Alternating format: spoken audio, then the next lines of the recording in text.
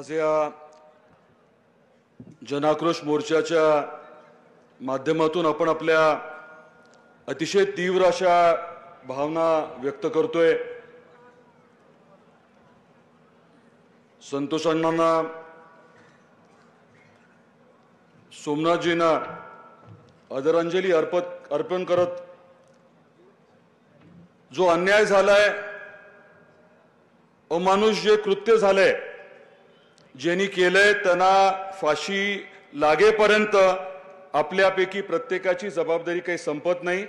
माझी जबाबदारी सरकारच्या पाठीशी लागून लवकरात लवकर ज्यांनी हे दुष्कृत्य केलंय, अमानुष कृत्य केलंय, त्यांना फाशी लागेपर्यंत पाठपुरावा करण्याची जबाबदारी आज या मंचावरनं मी स्वीकारतोय।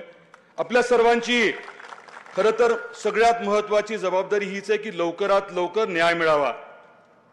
न्याय व्यवस्थेला पाठपुरावा करून लवकर न्याय मिळवून देणं, या बाबतीमध्ये आपण सर्वजण मिळून आहोत, एकत्र आहोत। ही दुर्दैवी घटना घडल्यानंतर कुटुंबांना भेटायला मी गेलो होतो आणि त्यांनी एक विषय आवर्जून मांडलाय। त्या कुटुंबाच्या अनुषंगाने ती जबाबदारी देखील आवर्जून आपल्या सर्वांच्या वतीने मी स्वीकारलेली आहे।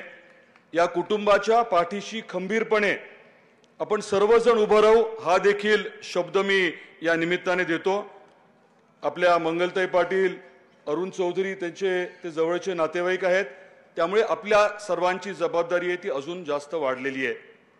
परभणीला मी जाऊ शकलेलो नाहीये, परंतु तिथे आवर्जून जाऊन त्या विषयाच्या बाबतीत देखील प्रामाणिकपणे सरकारच्या मागे लागून पाठपुरावा करेन, हा मी शब्द आपल्याला देतो। आपण मला ओळखता, साधारण एखादा विषय जो आहे तो हातात घेतल्यानंतर अगदी मार्गी लागेपर्यंत मी काही सोडणार नाही। हे दोन्ही विषय तसे आहेत आणि हाच शब्द आपल्या सर्वांना परत एकदा मी देतो। आपला जो जन आक्रोश आहे तो फक्त आक्रोश न राहता त्याच्यामधनं तुम्हाला अपेक्षित कृती होईल यासाठी प्रामाणिक प्रयत्न नक्की करेन। एवढंच बोलून मी थांबतो। धन्यवाद।